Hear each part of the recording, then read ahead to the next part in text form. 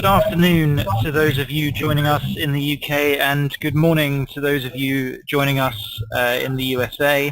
Welcome to this HFM Week webinar being held in conjunction with Capital Support on the topic of cybersecurity.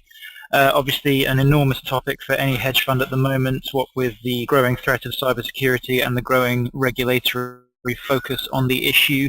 There have been a few fairly high-profile cases recently which have brought this subject right back to the fore.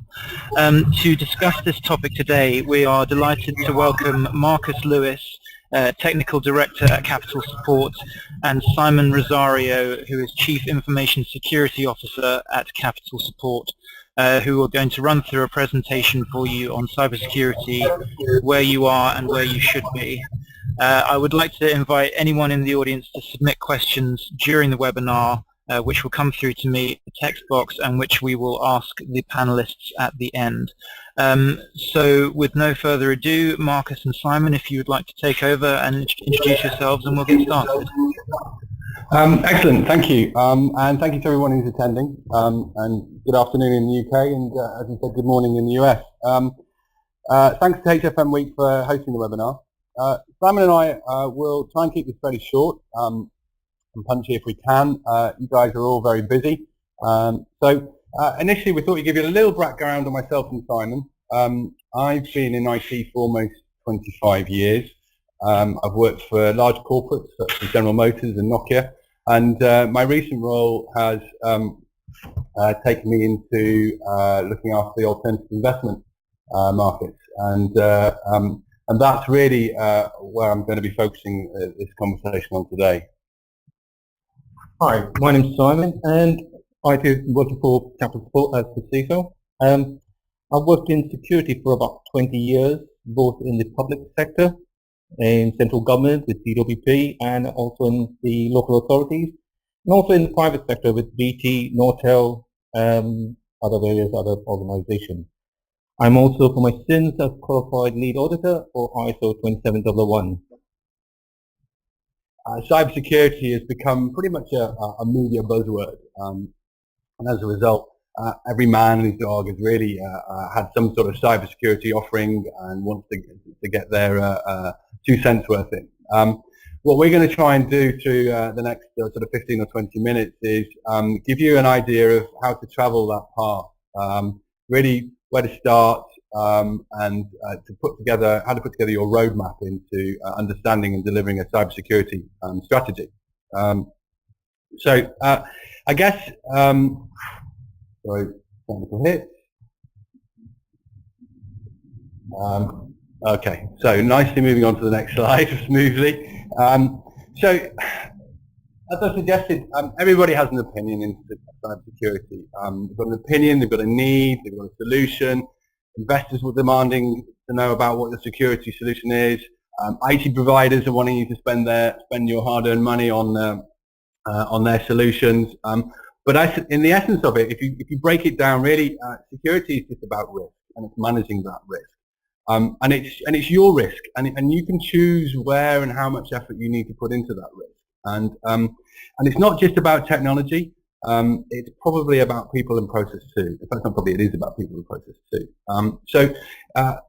Rather than sort of going into the demystification of everything, we're just going to talk through some of that process of getting from understanding where you need to be through to delivering what can manage and prioritize that risk management. So Simon, look, to kick off with, can you give us an example of some sort of misconceptions around cybersecurity? Yeah, I mean, people normally see cybersecurity as a new threat, and it's good. The media has blown this up, so people are now doing something about it. Organizations are looking at cybersecurity, saying, "Oh, right, okay, security." But if you strip away the cyber bit, security has always been there. But for security professionals like myself, I think that's very good. It's a good talking point. So some people are starting to look at security and do something about it, but we still find, or I still see, a lot of our clients are doing nothing because they don't really know where to start. Some see cybersecurity as a third party or an IT issue. Some come to me and say, right, okay, how do I fix this? Have you got a box or a piece of software that will fix cybersecurity? People need to understand, like you said, Marcus, it's all about risk. And the relevant where they are, it doesn't matter. So we need to say, where do we start? So this is often a good place to start from. Okay, so I guess in order to understand your risks, you need to really see where and how to get on that road. And we see it as three simple stages. To start with, it's about where do you need to be? Understand the goals. Secondly is then understanding where you are at the moment. And then once you have those two elements, you can draw the line between and measure the gaps. So yeah, it's really understanding the goals, understanding where you are, and filling those gaps. Hi, Martin. Can you just expand a bit more on what you mean by understanding the goals? Okay, so nicely prompted conveniently in a pre-arranged question. I'll move on to the next slide, which is really about drivers, and those are the goals, if I'm honest. It's about what the key drivers are to your risk. Once you know the drivers, that will pretty much dictate where you need to get to, and therefore clearly your set of goals. So the first primary driver really is reputation, your business risk, and there's been clearly a lot of public and press noise around any sort of risks and breaches that have come to light. And any business, particularly in the financial world, reputation is absolutely key. Secondly, and this is probably the noise that we're seeing the most at the moment, it's about investors. Investors are no longer ignoring security. They are demanding that their the funds and the companies that they're investing in demonstrate that they have a clear and understood IT and specifically a security strategy. And then finally, it's about compliance and regulation. So there are various levels in different countries and different regions. For our US friends and some of our UK guys, the SEC is very important. Particularly the SEC is pertinent to us at the moment because they're kind of the only governing body, the only regulator who's come out with a very clear, defined set of rules. And they did that a couple of years ago. They tweaked them recently, and they've even started to fine companies now. So that's the driver, together with the investors. It's really, for me, it's becoming the clear goal. Once you understand what you need to deliver for that, that allows you then to track back and work out what you need to do for it. So we understand the goals, the drivers. But, okay, let's take an example of a recent incident that happened. The data loss within TalkTalk. Can you demonstrate from that is how the drivers of the goals were aligned to this? Okay, so TalkTalk, I'm assuming our friends in the US have seen some noise around this, but in summary, about last October, they had a data breach and lost some of their client data, their customer data. In fact, it was 4% of the data was released. As a result, they lost 100,000 customers in Q3 last year. Their share price dropped about 30%, and dropped by 30%, and it still has yet to fully recover. And in total, the cost of the hack was £42 million. So in terms of relating that to drivers, reputation's right up there. So reputation to investors, having faith in the company to be able to deliver and perform what they do. Secondly, it's about reputation for their customers. Customers no longer have faith that they're going to be able to look after their data. And then back to the investors, if a business can't do what it wants, they're not going to have investors. And investors are going to put the share price. The 42 million is going to come straight off the bottom line, and that means less money to be shared out to the shareholders. So yeah, pretty much fairly clear lines there. And finally, there's a little bit of governance. The Information Commissioner's Office in the UK has given them a fixed penalty, and next year that could be, it wasn't too high, but next year that could be really high for some people because it becomes a percentage of revenue, no longer than fixed fees. So yeah. Okay, so now that we know the goals, so what's next? Well, in true preparedness and prompting, thank you. We you know where you want to be. So where are you now, and what do you need to do to understand where you are now? So there's some depending on the complexity of your organisation, the effort and energy will be different, but the principles remain the same.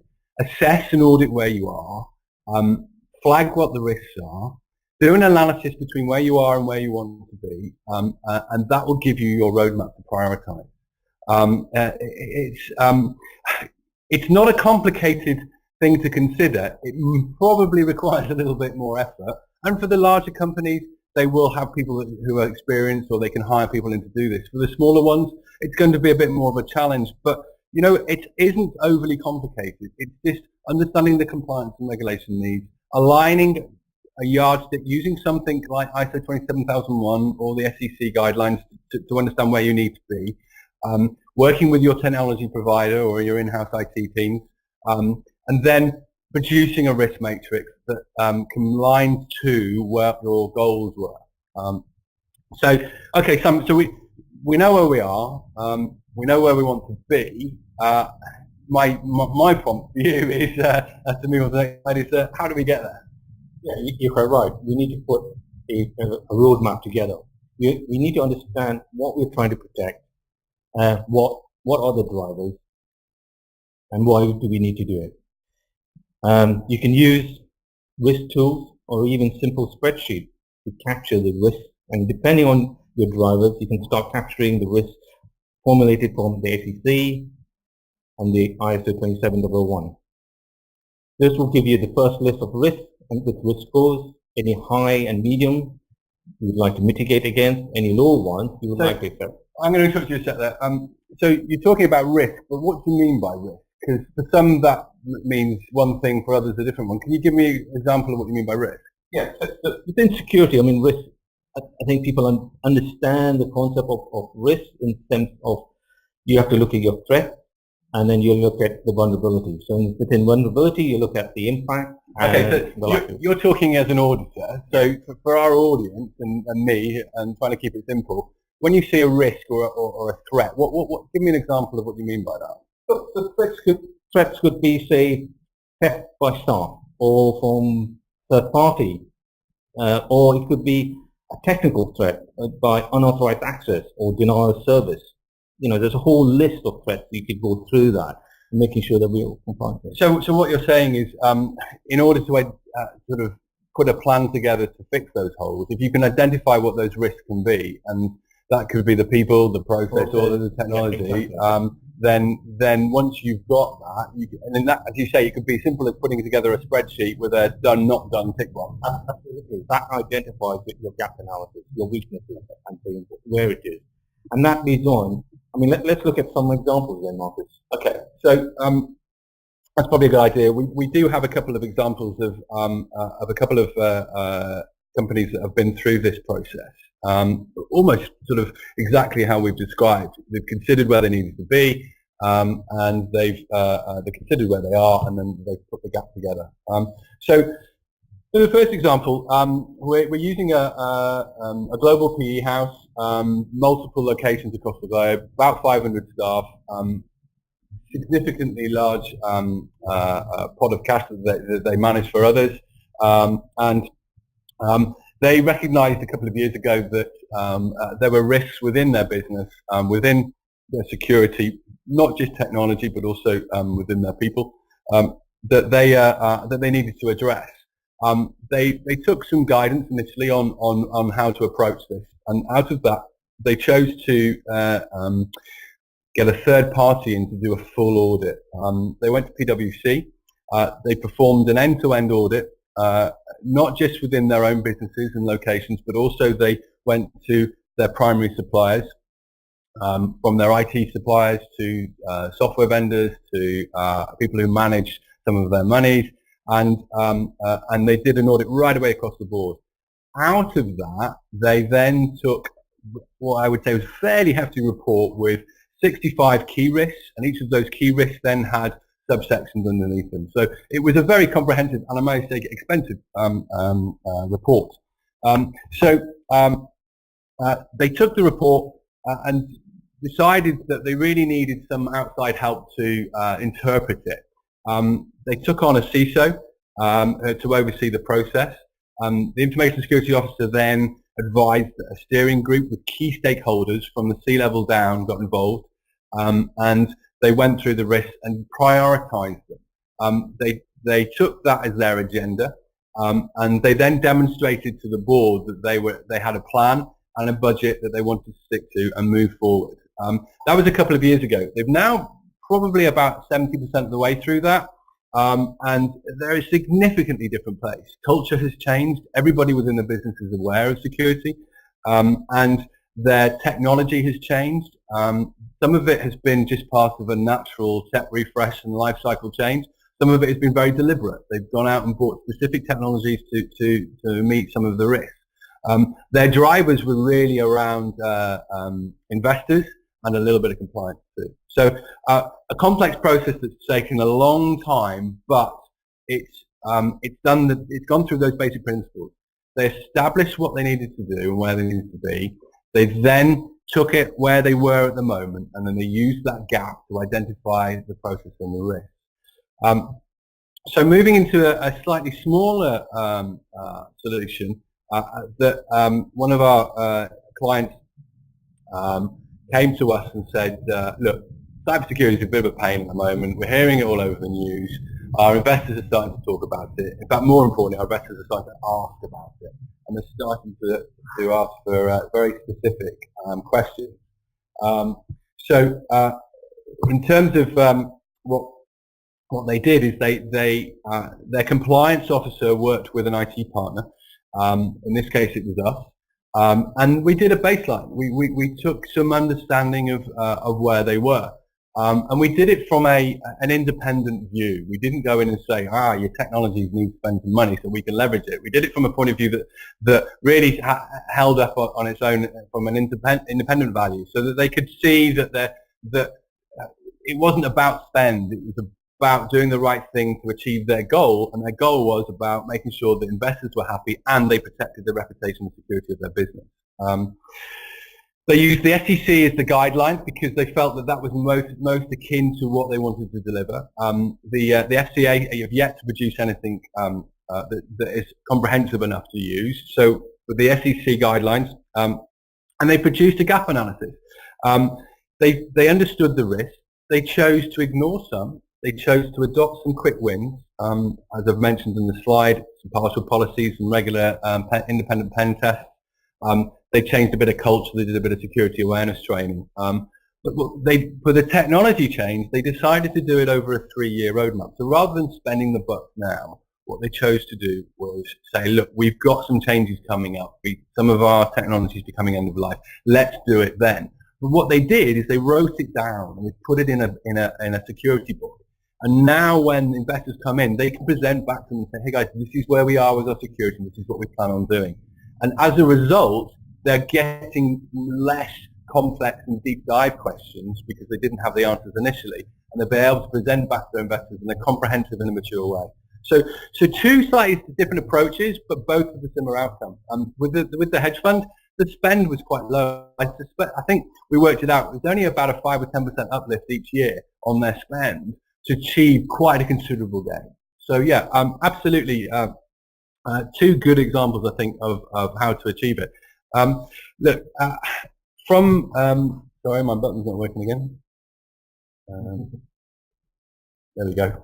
So hopefully over the last sort of 15, 20 minutes, you guys have just had a little grasp of really the process that we use and we recommend to others on how to achieve their security credibility and security strategy. Cyber's part of that, but it's not exclusive. What's really important is the people and process. The technology is important, but it's not essential. You can do many things without using the technology side of things. It's about training, it's about awareness. So what are the key takeaways for me? Understanding your drivers. Really get a good grasp on what are you trying to achieve through cybersecurity. If you start going straight into technology, straight from the beginning and go, I need to get a better firewall, I need to get better email services, it's the wrong approach. You might already have that in place. Understand what you're trying to do. What are the drivers? So reputational drivers, investment, investors, and also governance, the SEC, the FCA, etc.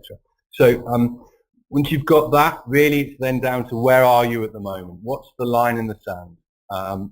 Do the basic audit, understand your risks, and then it allows you to measure that gap, and that's that final piece in the puzzle, allows you to prioritize those risks, and from there you will build your roadmap.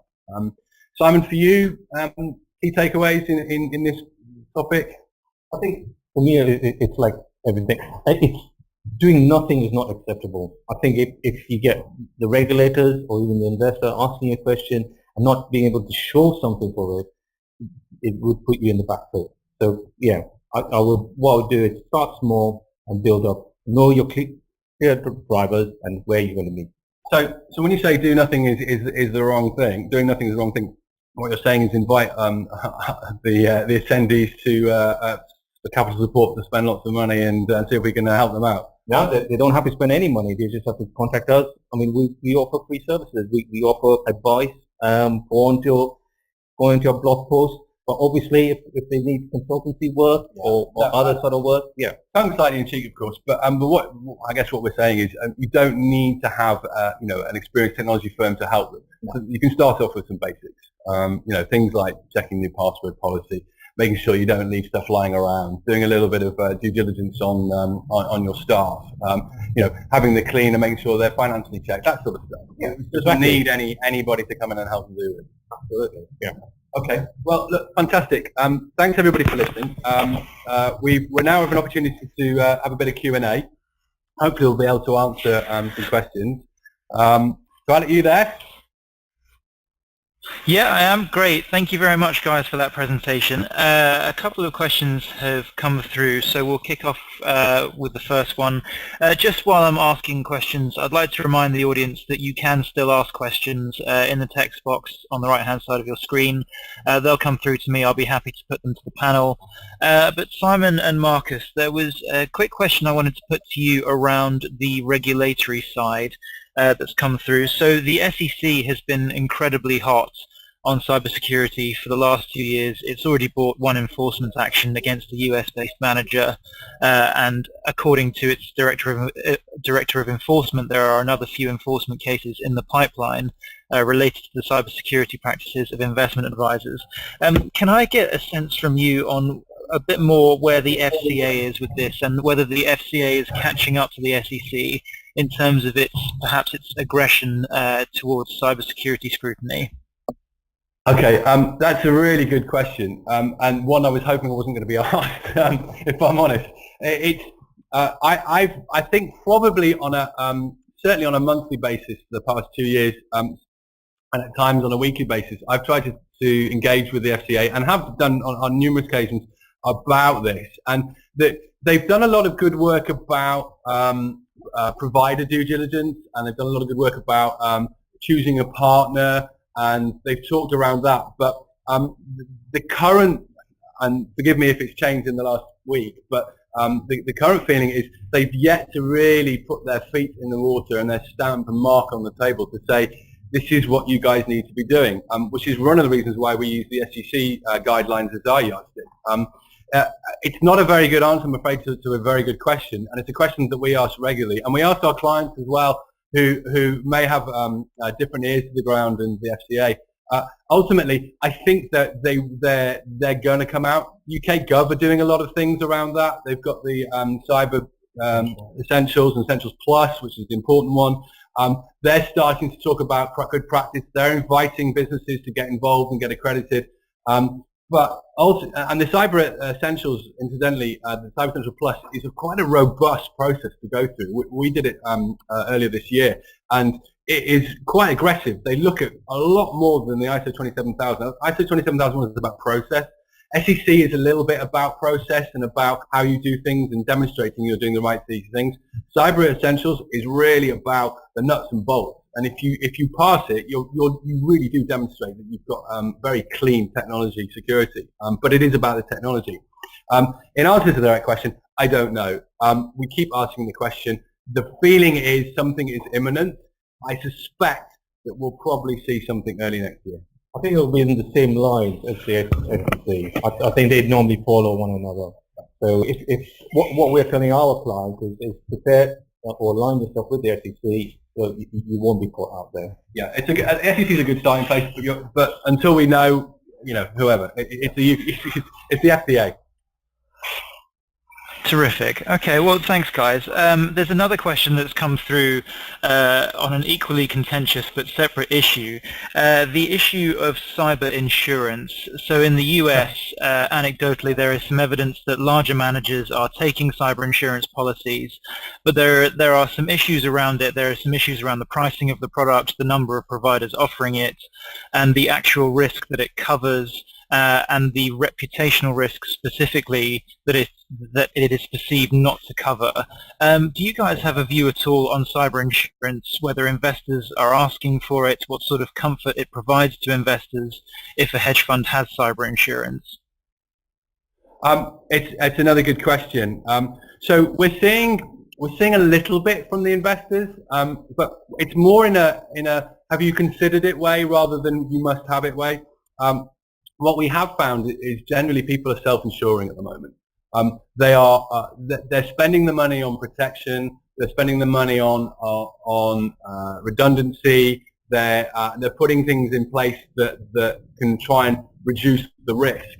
But they also are putting pots of money to the side to self-insure.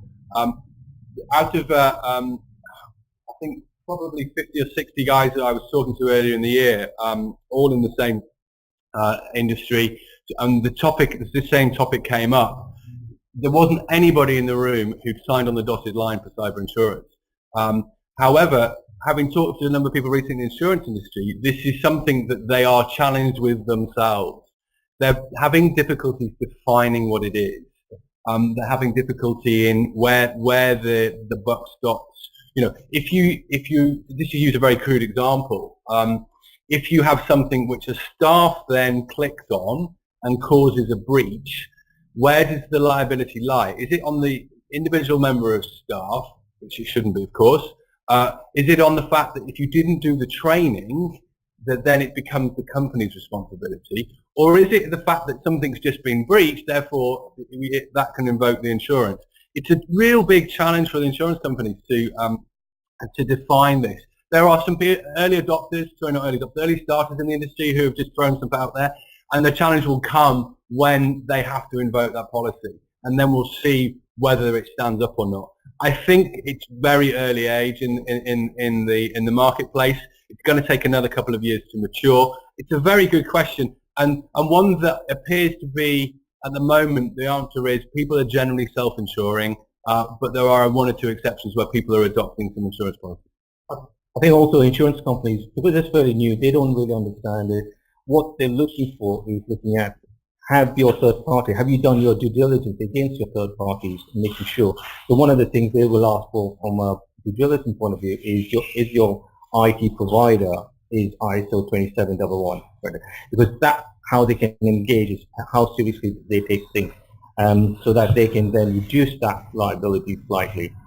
So I think to finish on it, I'm very comfortable working in the IT world. I would be very nervous trying to put together an IT policy for an insurance broker or an insurance firm for this type of cyber insurance. Yeah, it's a challenge, and it's a good question. Thank you.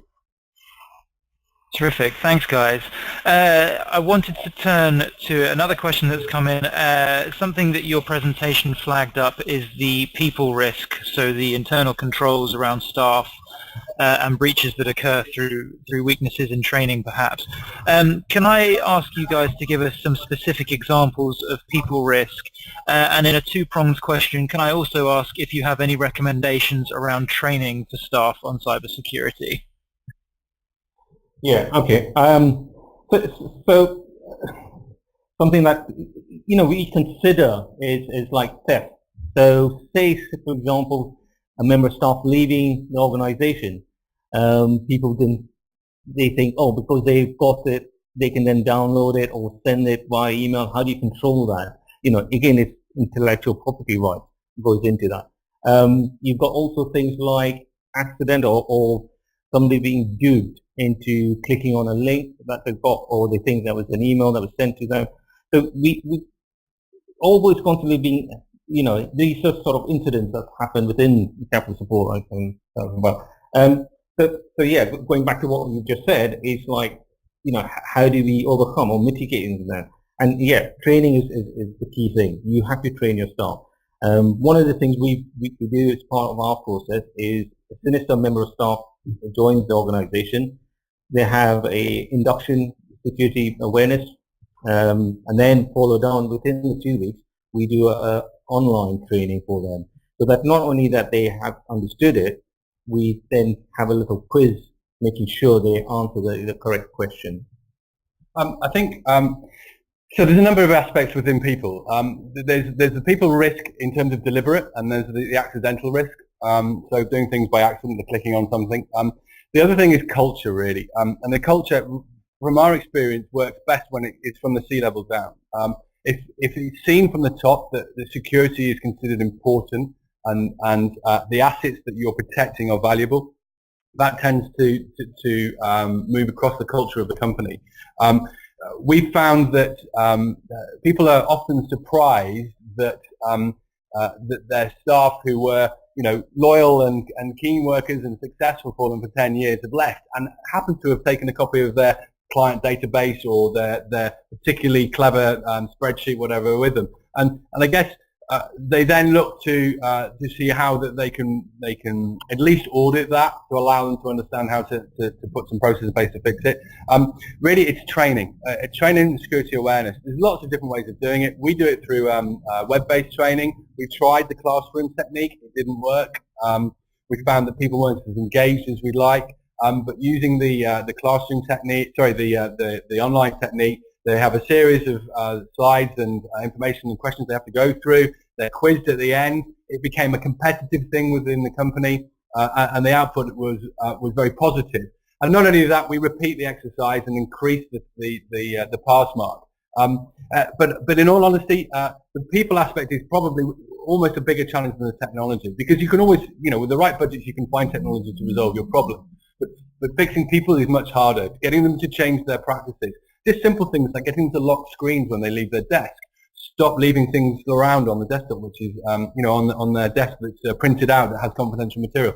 Those are really big challenges, and it's starting with culture from the top, encouraging people to do it, regular, repeated conversations around it, and also try not to make it too boring. When you talk about security training, everybody glazes over, and it's just trying to make that a little bit more dynamic.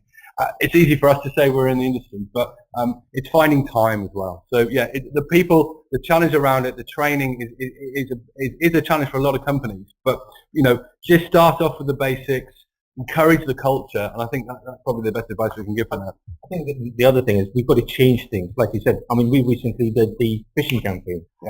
Yeah. So that had a very good effect. So where we thought, no, nobody's going to click on the link, we had a few. So that's a positive thing. So we learn from these mistakes. So going forward, awareness training, different aspects, different processes. Yeah, culture and leading from the top, I think is probably a good summary. Thank you. Terrific. Thanks, guys.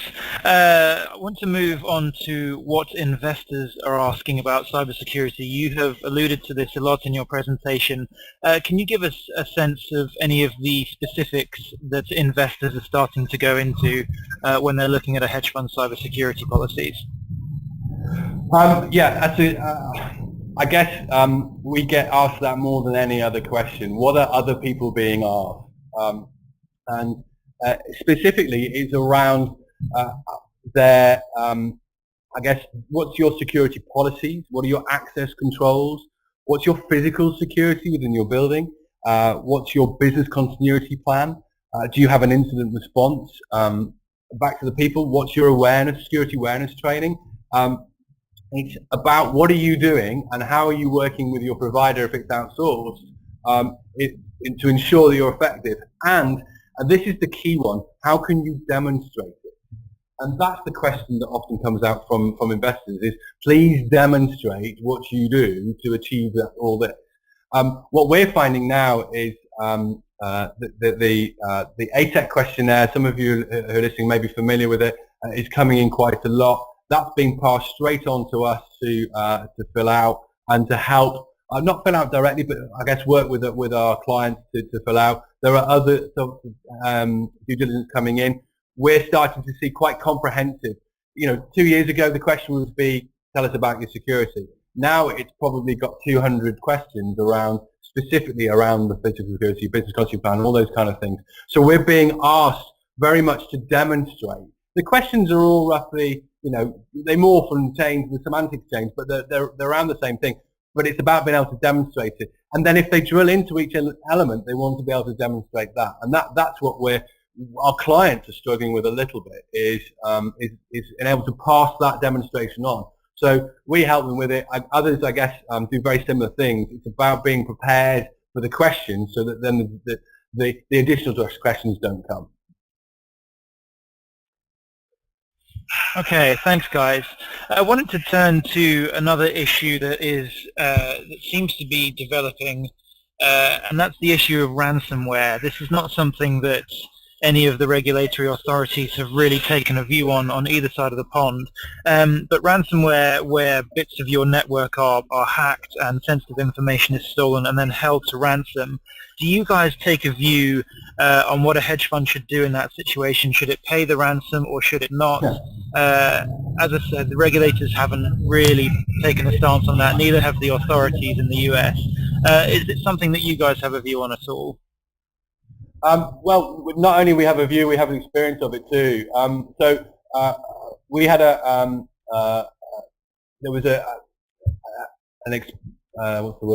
was an incident a few months back, actually probably before Christmas, for an office that I will say that we didn't look after. We were asked to help around, and they had a crypto locker. Their server was encrypted, and a ransom was requested. Unfortunately, this particular client, and this has since changed, weren't backing up that data. And they had two choices. They lost the data or they had to pay the ransom. The loss of data would have been incredibly frustrating and probably expensive in terms of time and effort to recover. So they chose to pay the ransom. It was very carefully managed, but they paid the ransom. It was $500. It was paid. And they considered it a cheap solution rather than having to spend tens of thousands to try and recover the data. It's very difficult. There's a sort of honor amongst thieves that if you pay the ransom, they will give you the data back. Because if you think about it, if you didn't pay it back, if you didn't give them the data back, nobody would ever pay the ransoms again. So there has to be some sort of honor system going on there, bizarrely as it is, even though they're holding you to ransom. However, in fact, the FBI have even said, you know what, guys, pay the ransom. But there are also views that says it's encouraging terrorism, it's funding terrorism, it's encouraging, this illegal activity. And if you pay the ransom, it will encourage people to do it even more and find more sophisticated ways to hold you to ransom. So I think the answer is really simple, case by case. I don't know about you, Simon. No, I think it's case by case, but again, it goes back to what we said. You have to have good backups, test your backups, make sure you got restores, and that's it. And then you can say how long it takes you to restore it back. That's the only solution. So we've had a number of other clients who've been hit with this ransomware, and they just restored it back without having to pay. But yeah, there's an out of service impact to that. Prevention is the best cure, of course. And putting the backups in place, making sure your security perimeters are well protected. But that takes time, effort, and money. And until you get to that point, then do some basics and make sure that you can try and get your backups right. Do the usual, the usual important factors. But at the time, you're going to just have to take a view. And I think there's no right or wrong answer. There's some moral decisions to be made. But ultimately, it's about protecting your business. And if you need to spend the $500, the $1,000, the $2,000, whatever it is to do that, you might have to make that call. Terrific. Thank you very much, guys. I wanted to ask now a quick question on vendor due diligence and just how you have seen the due diligence of vendors by hedge funds change, whether it has changed at all. Obviously, you have things like the ATEC DDQ, which has gathered a lot of momentum since it was launched. Can I get a sense from you on how hedge fund due diligence of their vendors is changing, and whether you have any kind of best practice guide for how hedge funds should approach vendor due diligence. So it's an interesting question. The market has definitely changed. It's changed in a number of ways. First of all, we're seeing less startups. So those sort of questions that come from that side of the market weren't always overly comprehensive. Although with the likes of the ATEC, DDQ and stuff, that's sort of helping that side of the market a little bit. We're seeing the larger funds now becoming more mature around security, and as a result, their DDQs to us are becoming very comprehensive. We've had a number of opportunities in the last sort of 6 months where not only have they come to us with a very comprehensive list of DDQs, they've come to inspect us, they've come to inspect our people at our office, they've done some background checks on where needed. They've gone to our data centers. We found that they've asked to run some pen tests before they've even become a client, or they've asked to see us evidence that and demonstrate that we've done it. We have an independent test each year done by Intuitus. It's a very comprehensive test with a series of, I guess, interrogations, for want of a better phrase, that we produce in order to help with this. But yeah, it's becoming more and more in-depth and intelligent, I think is probably the right word. Our clients are definitely getting more astute at asking the technical and security questions. Yeah, I think that they're certainly asking the right sort of questions. They're demanding that third parties are got some sort of certification, accreditation. So having the ISO 27001 is a plus sign. And also that now they were looking at what Marcus said about the Cyber Essential Plus, where they can see these are the standards that it's going to give you that credibility that their information or their data is being stored securely. Actually, that's a really good point. The accreditation side is something that we are almost ineligible a couple of years ago when we didn't have our ISO 27001 to some of the elements that we are putting proposals for now and have won because not purely because of the ISO, but certainly that's a factor that we wouldn't have been able to tender for some of the business because we wouldn't have the badge. And what's interesting about ISO is we're seeing people putting it on their literature and marketing themselves as Cyber Essentials or ISO 27001. And actually, ISO 27001 covers a lot of areas. And sometimes it's just the data center which has got the ticket, whereas in fact the people in the process and the business haven't got it. And when you're doing your due diligence, these are the questions that we're starting to see asked. They said, oh yeah, we know you've got ISO 27001, but that's your data center. What about you? And they go, well, actually for us it's okay. And it's the same with Cyber Essentials. There's two Cyber Essentials. There's Cyber Essentials and Cyber Essentials Plus.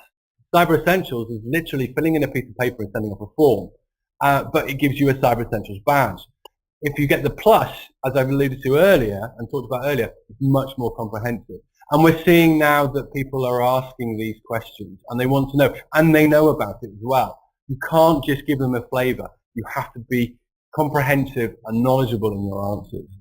And in answer to your question about, do we have packs and stuff that help people? Absolutely. We have investor packs for our existing clients. We help them put them together. And for potential new clients, we are happy to answer these questions, and because we've been going through quite a lot of them recently, it's becoming the norm. Particularly from some of the big bank-backed funds, we're seeing that that's getting very comprehensive, and we're putting together some of that guidance around that. And we're happy to give people any guidance as well if walking through the sort of questions they should be asking providers like ourselves.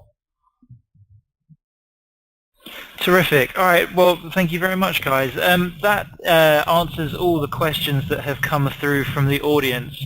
Are there any final points either of you wish to make at this stage? Other than just saying thank you very much to everybody.